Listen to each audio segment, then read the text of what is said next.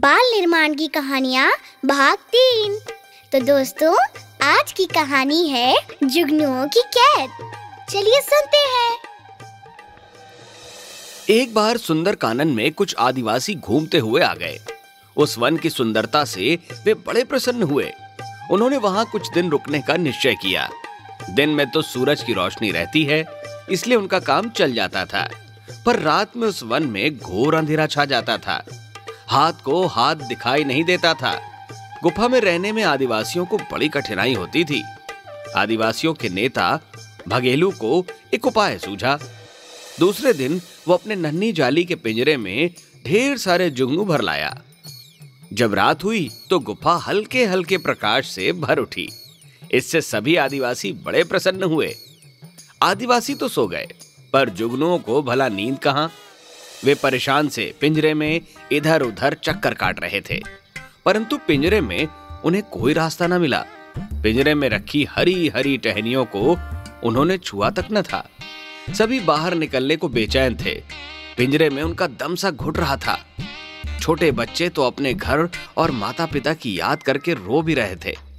सारे बड़े जुगनू पिंजरे का चक्कर लगाकर थक गए, पर उन्हें बाहर निकलने का कोई रास्ता ही ना मिला। अंत में वे सभी थक कर बैठ गए। छोटे बच्चों को उन्होंने कुछ खिलाया पिलाया और सुला दिया। अब वे सभी मिलकर सभा करने लगे। जुगनों का सरदार बोला, भाइयों, अचानक ही ये विपत्ति हम पर आ पड़ी है। धैर्य रखने से काम नहीं चलेगा। आपत्ति में हताश होना बुद्धिमानी नहीं है। आओ हम सब मिलकर विचार करें कि क्या करना है।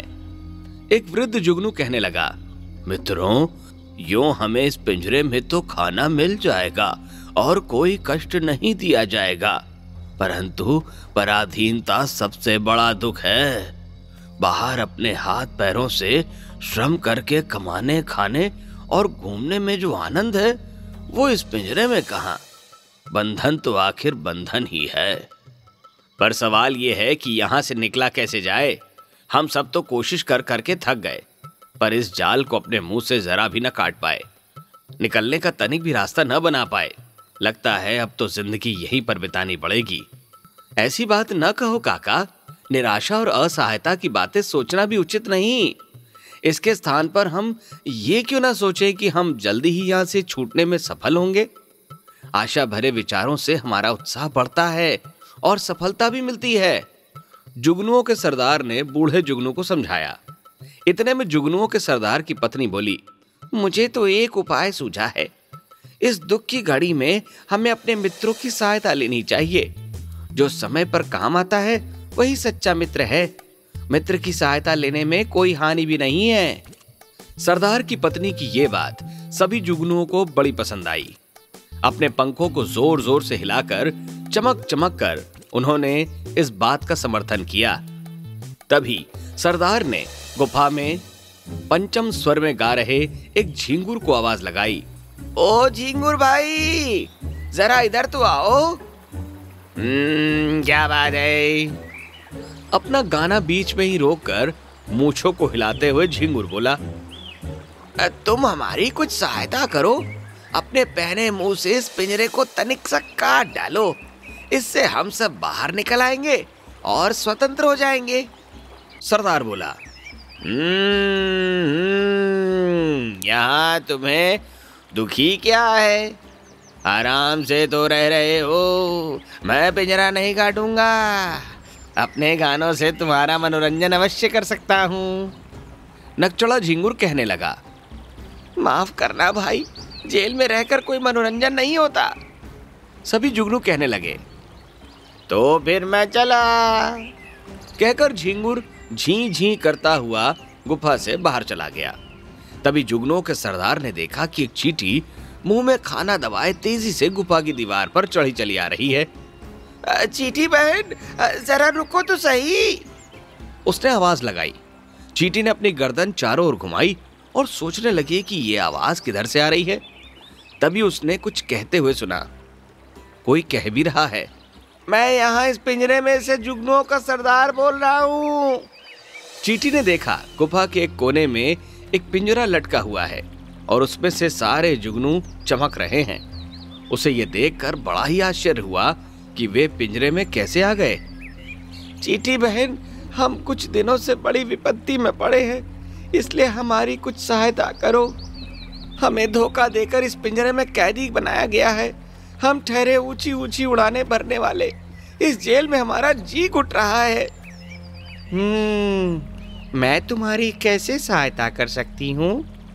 अपना एक हाथ अपने सिर पर रखती हुई और कुछ गंभीर स्थिति में सोचती हुई चीटी बोली।